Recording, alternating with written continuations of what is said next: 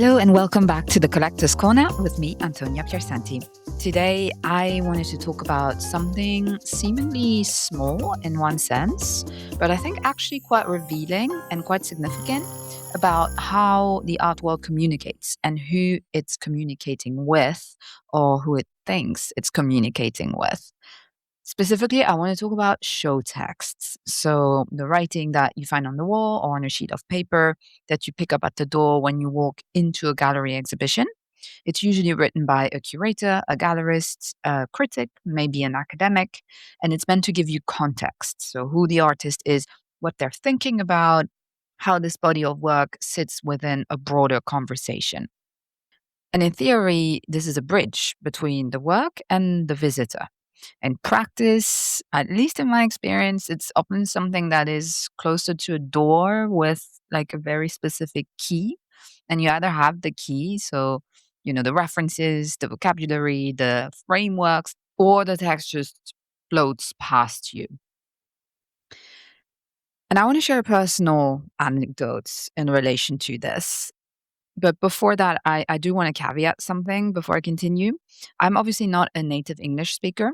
I'm fluent, yes, but I'm also very aware that there's layers of the language that a native speaker just picks up on and absorbs without thinking about it.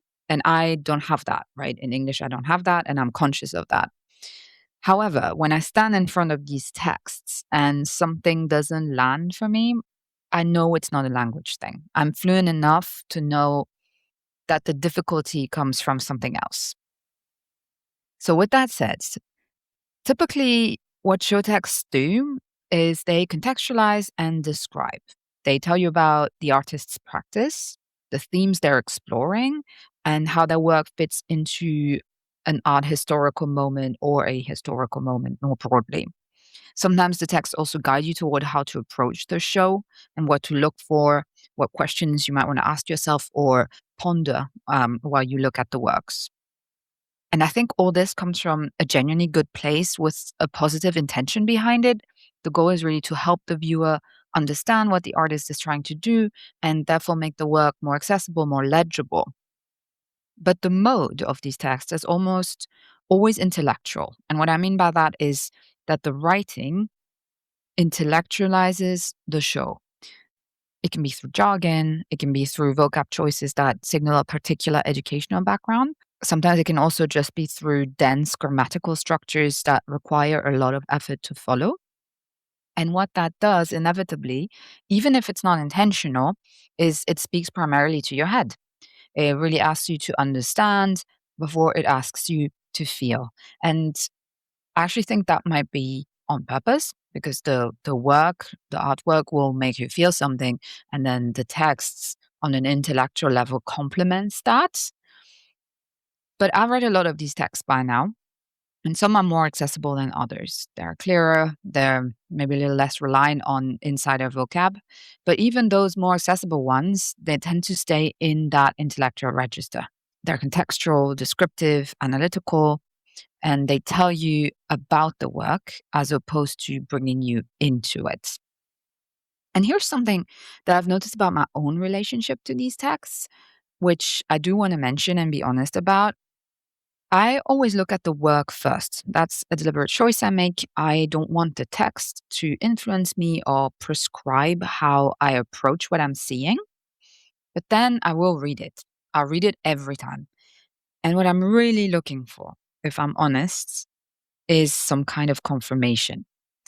I've formed a feeling in front of the work, and I want the text to tell me that my feeling was legitimate, which is a really strange thing to admit because what that really means is that I'm basically handing authority over my own experience, over my own feeling to whoever wrote that piece of writing. I'm basically saying, you know better than me what this means, so please tell me if I got it right. And then when that doesn't happen, when a text doesn't meet me, or when it's written in a register that I can't fully access, there's just this particular kind of disappointment. Just I'm left without the validation that I was looking for. So I've thought about just stopping reading these texts altogether. but I can't quite bring myself to do that, which I think says a lot about how deep that habit runs, this instinct to look to the people who supposedly know to check whether what you felt was the right thing to feel. And I more or less made peace with this whole situation, this validation dynamic, the text that flowed past me. I just sort of accepted that that's how things are, at least for as long as I'm still learning to navigate this new world. But then one afternoon last year, everything changed. And I realized that what I'd assumed so far about show texts is incomplete. It was just a partial story. There was more to it.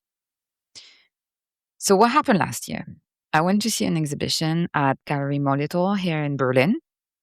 The show was called The Contractor by Jessie Darling, who's a British artist who won the Turner Prize in 2023 and whose work I had been aware of, but I hadn't encountered yet in person.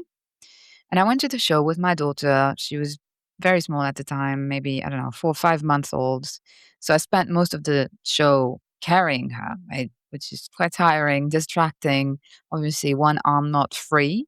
It wasn't exactly the best conditions for deep contemplative engagement with art. But the work, it was extraordinary. It felt strange, fragile, vulnerable, and by the time I'd done the round at the gallery, I felt so deeply moved. I couldn't quite put my feeling into words, but the work had really touched me deeply.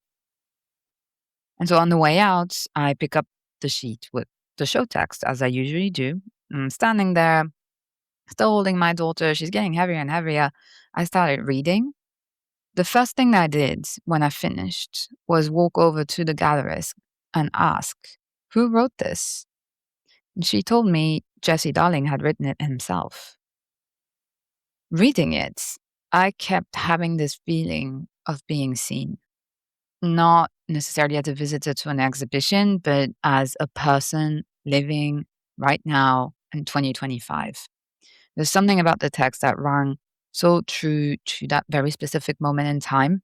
And it's a brilliant text. I really encourage you to go read it. It's available online. I put a link in the show notes of the episode. And I'll also post it on the podcast Instagram account.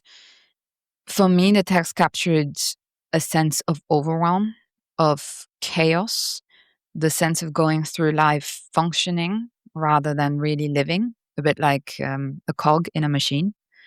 But somehow underneath all of that, there's this feeling of hope that came through, not like in a grand way, but, you know, just we're still here, we're still doing this, somehow we're going to make it work. Now, this response, it came to me in the moment of reading the text, but the analysis and the understanding of why it hit me so differently to what I was used to with show texts, that only came much later as I kept thinking about the show and thinking about the text. Because what I eventually understood is that Jesse's text was doing something different. It wasn't doing what show texts normally do. It wasn't explaining the work or guiding me toward it. It was an extension of the artwork.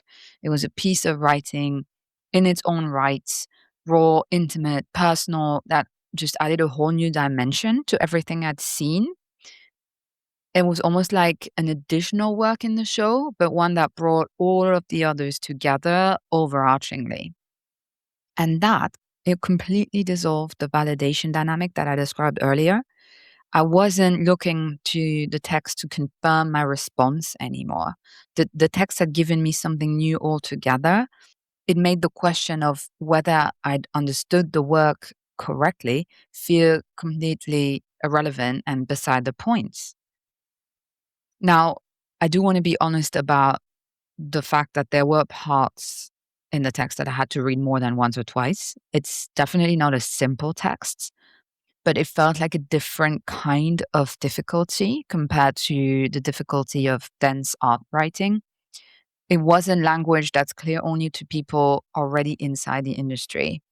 It's more someone trying to say something true and hard to say. And that's a different kind of challenge when you read that type of text, but it's definitely one worth meeting, in my opinion. And also, there isn't like one line I could pull out as a quote to summarize the text, and which is also part of what made it so different, because a conventional show text you could summarize in a couple of sentences, but this one you couldn't. It was just holding too many things at once, the way a life does, really. So why doesn't this happen more often then? And the most obvious answer is that not every artist is also a writer, right? Jessie Darling clearly is, extraordinarily so. And that combination of talents, it's genuinely rare. So it's a fair point. But I think what is also really going on is that show texts are doing more than one job. And most of these jobs have actually nothing to do with the person walking in off the street. Because a show text is a document. It gets sent to press, to institutions, to curators who might include this artist in a future exhibition. It needs to position the work within a critical conversation, signal the right references, demonstrate that this artist belongs in serious company. That's a legitimate function. But it also pulls the writing toward a reader who already speaks the language, not towards someone who's still finding their way in. There's also something to be said about risk, right? Writing personally and vulnerably about your own work, it requires a kind of exposure that a more analytical text just doesn't. Jesse's text did that. It basically said, here's what it actually cost me to make work, to make things right now, and here's what the world feels like for me from where I'm standing. And that's a very different kind of offer. And it's rarer precisely because it costs more to make. And finally, there's the self reinforcing nature of the convention itself. Texts are written the way they're written because that's how show texts are written. The language keeps reproducing itself, and the gap between the writing and the general visitor stays more or less the same where it's always been. So I'm not saying every show text needs to be what Jesse's was. That would be a completely pointless prescription. But I do think it's worth naming what the current conventions costs. It costs something for the visitor who walks in curious and leaves feeling like the writing wasn't for them. It costs something for the artist whose work might reach further. And I think it costs something for the art world itself, who wants to bring in new people while sometimes also making the language around art feel like a membership test.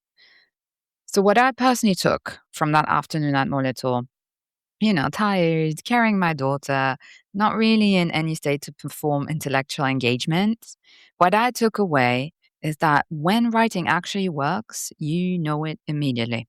It doesn't require a particular background or a native speaker's ear or a degree in art history. So if this resonates, or if you had your own experience of a text that really landed, or on the contrary, one that lost you completely, I'd love to hear about it. You can find me on Instagram or through the show's website, thecollectorscorner.art. Thank you so much for being here, and I'll see you next time.